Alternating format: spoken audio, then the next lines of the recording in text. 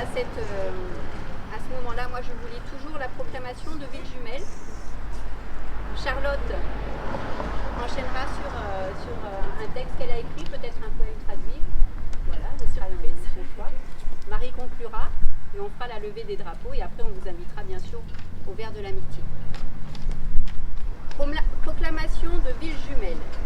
Attendu que, avec l'aide de l'association franco-yukonaise, une relation amicale et éducative s'est formée entre la ville de Lancieux en France et la ville de Whitehorse au Canada, attendu que la ville de Lancieux et la ville de Whitehorse désirent établir de façon formelle une relation de ville jumelle, attendu que les deux villes se souviennent fièrement d'un résident estimé, le poète Robert William Service, attendu que les deux villes bénéficieront d'échanges culturels et éducatifs, attendu que les deux villes sont désireuses de promouvoir et de stimuler l'amitié internationale entre la France et le Canada, nous, les citoyens de Lancieux et de Whitehorse, en reconnaissance de notre désir mutuel de promouvoir la paix, l'amitié et le partage entre nos deux localités, nous nous joignons par la présence aux maires et aux élus pour déclarer la ville de Whitehorse au Canada et la ville de Lancieux en France comme étant ville jumelle,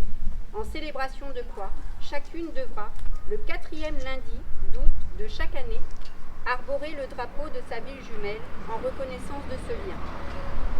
En foi de quoi la ville de Lancieux a apposé son sceau au présent le 4e jour du mois de septembre 2000 en présence du maire et de la municipalité. Voilà pour la proclamation.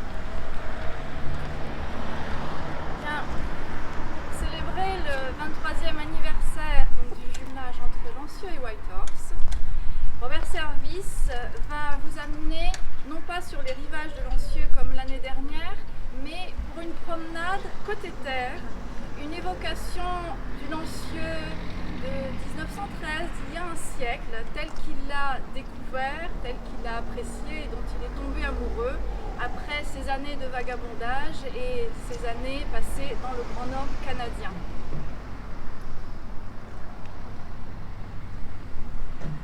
Un vrombissement étrange les attira vers une ferme au toit gris, nichée près d'un verger. Les amoureux empruntèrent un chemin entre une parcelle de betteraves fourragères et un pâturage où passaient quelques vaches. Un chien s'élança à leur rencontre en aboyant. Mais une fille en sabots leva les yeux de son tricot pour le rappeler. Le vrombissement en question était celui d'une batteuse. Et un homme, perché sur un vertigineux cône de paille dorée, les regardait. Dans la cour, 3 attelages de chevaux tournaient de façon monotone. Tandis qu'à l'arrière du séparateur, 3 filles au visage rose ramassaient la paille. Des hommes recouverts de poussière et de sueur nourrissaient de gerbes leurs monstres affamés. Tandis que le fermier, aux moustaches grises, transportait le grain dans des sacs. Tous regardèrent les visiteurs avec étonnement, mais aucun d'eux n'arrêta son travail. Les amoureux continuèrent alors leur chemin. Une haie de ronces bordait le sentier, de grosses baies pendaient en grappe. Des pommes à cidre dorées et cramoisies tapissaient le sol du verger. Soudain, au loin, l'extrémité inférieure du rideau de nuages s'était soulevée, et l'espace de la baie était rempli de lumière, comme du vin jaune. La mer entrait alors dans la course sur le sable. Elle était encore loin, mais il pouvait l'apercevoir, son prélude, son écume, caracolée et pétillée dans un éclat ambre. Ils écoutèrent son rugissement sourd, et derrière, une ligne avancée d'eau tumultueuse. Hélas, comme je suis triste de partir, mais nous devons dire au revoir à nos joyeux Bretons. Arrière-grand-père d'Agorne, rassemblant son troupeau de vaches sur la dune de velours. Yves, balançant sa peau pour fêter les pêtres et peluches. Marie, courbée sur sa baratte. Mère d'Agorne, dont le visage flétri est aussi coloré que les pommes. Les enfants aux joues roses, les chiens bondissants. Alors nous avons contemplé une dernière fois cette plage, la puissance et la majesté de la mer. Nous avons parcouru une dernière fois les sentiers bordés de haies de chèvrefeuilles, de ruisseaux où les bataillons d'iris brandissaient leurs tiges et arboraient des bannières étoilées. Enfin, avec un sentiment qui ressemble beaucoup à de la tristesse, nous avons fait nos adieux à Lancieux.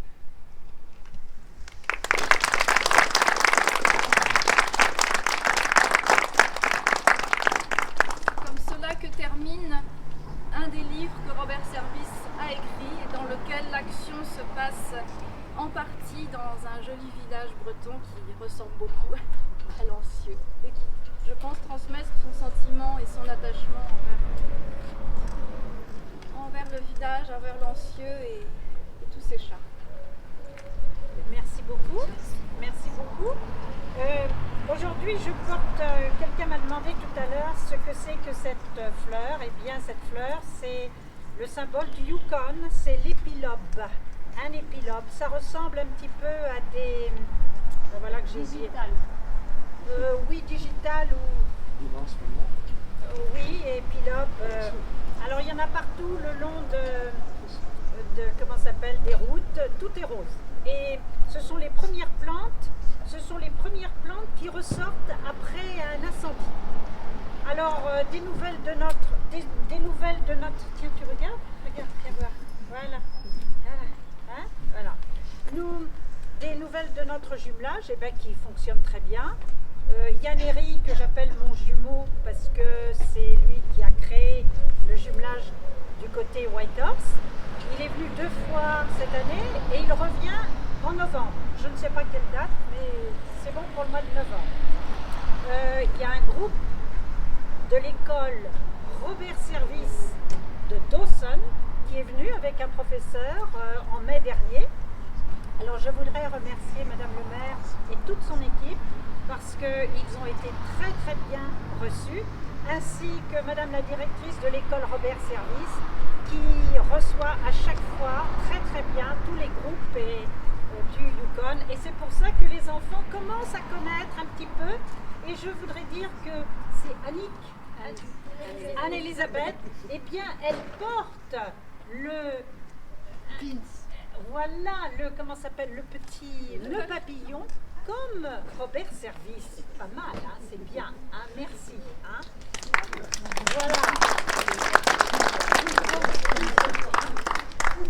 Donc, le professeur qui a accompagné les élèves en mai dernier, il est revenu avec ses parents pendant 15 jours à Lancieux. Ça prouve que, comme dit Charlotte, eh bien, Lancieux plaît aux Yukonais. Il plaît tellement aux Yukonais que, en principe, au printemps prochain, nous devrions avoir un groupe d'élèves d'une école de Whitehorse. Voilà. Hein? Donc, écoutez, je vous remercie d'être venu, d'être fidèle, parce que je vois ce sont des fidèles. Je remercie André Gilbert, ancien maire, qui a été aussi au Yukon, hein, avec nous, et puis qui avait bien donné un bel élan à notre jumelage. Merci beaucoup.